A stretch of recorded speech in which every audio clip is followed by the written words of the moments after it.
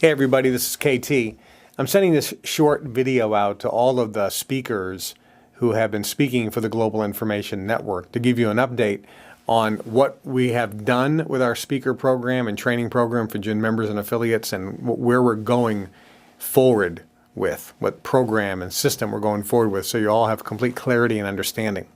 If you have any questions or comments, feel free to reach out to Jeff or Amy and they'll clarify anything for you.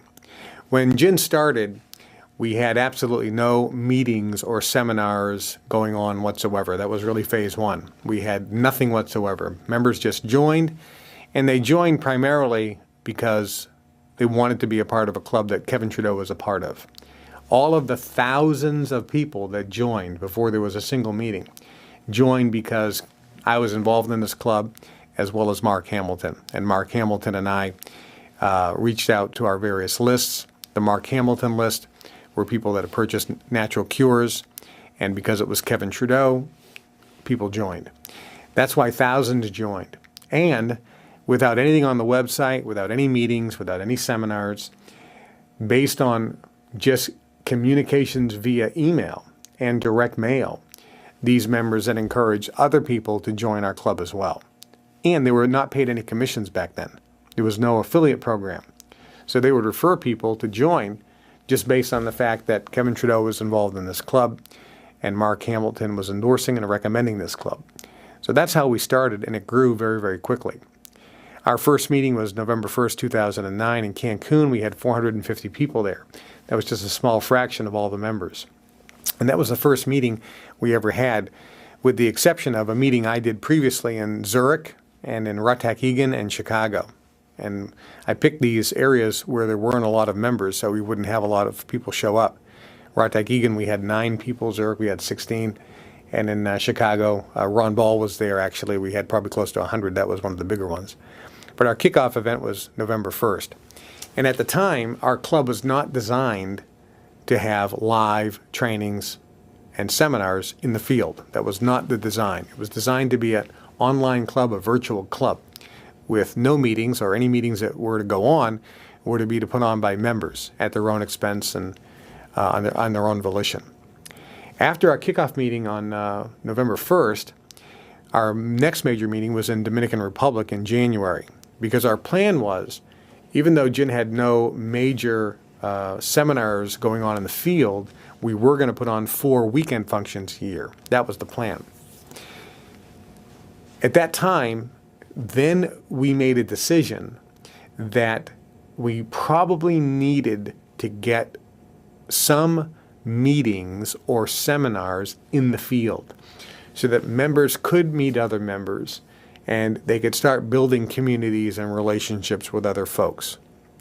And so at this point, we decided to reach out to various speakers, such as yourself, if you're watching this, and say, hey, would you like to do a speech for our club? And by the way, when we reached out to a lot of speakers, many speakers were very hesitant.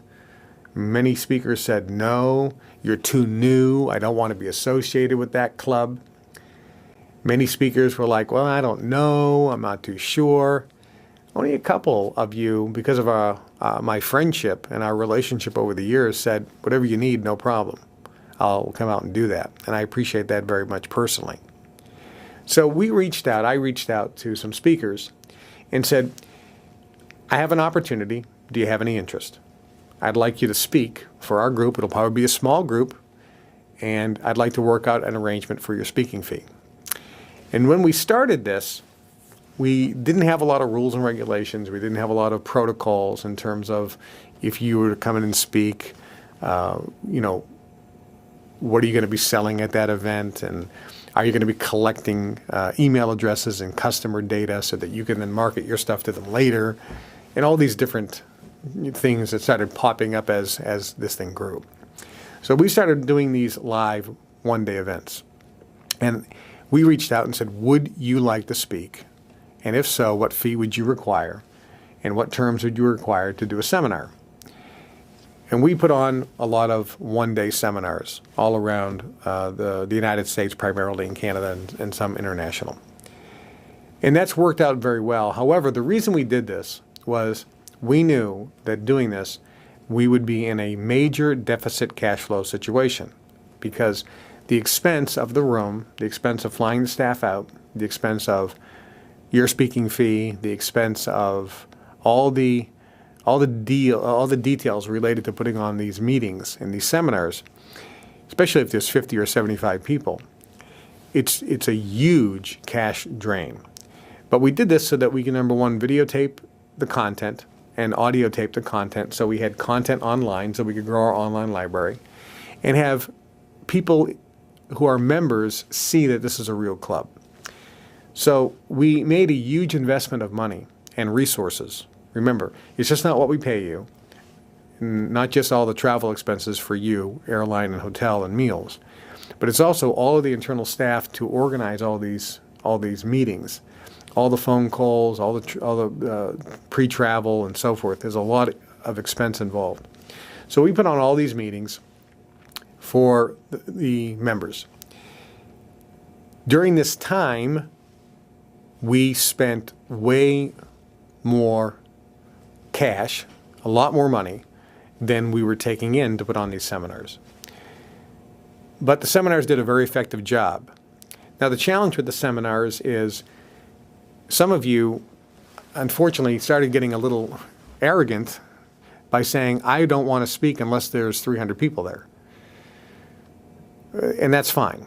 It's your choice. You don't have to speak. If I said, I'd like you to speak in Paducah, Kentucky, there'll be 50 people, here's your speaking fee, and you say, no, I don't want to go there, that's certainly your parameters. That's your option. And a lot of you would say, I only want to speak in big crowds. Some of you started selling things, your own seminars, you're giving out your own websites, and kind of using GIN as your own pool of prospects that you could drive to your own businesses, for which, in many cases, we've never seen anything back in terms of compensation for that.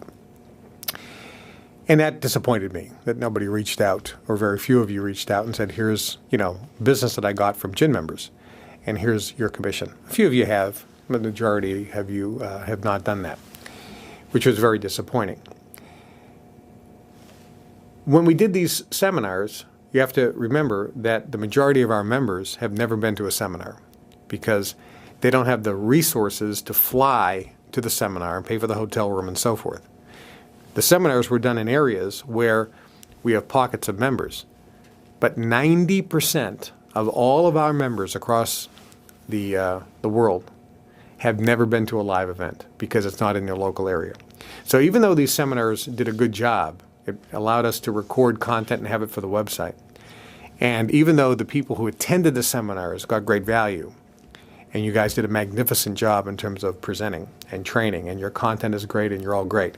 Some of you are incredibly egotistical and think that you're the only great one and everybody else sucks. But other than that, and some of you, by the way, haven't changed your material in 10 years because you already know it all, you may want to consider your teachability index. If you'd ask yourself a question, what have you learned in the last year that you're adding into your seminars today? Some of you are like, I haven't added anything. Well, you haven't learned anything new? You know it all? Just a friendly thing to think about. Be teachable, be humble. Some of you are just really egotistical, and I love you anyway. And some of you think you know everything and everybody else's material is crap, and I still love you anyway. You're certainly very proud of yourselves and have a good self-confidence and self-esteem. But try to be a little more humble and try to be a little more teachable. Something to consider. But remember, the majority of people never saw these live events, but they did a great job. The people that saw you loved it, and it got great value. And our club got great value. However, only 10% of the members actually went to live events using that system. So that's kind of our background. The cost of doing all the live events is just is out of control. So what we're doing now as a club is we're going to our next phase.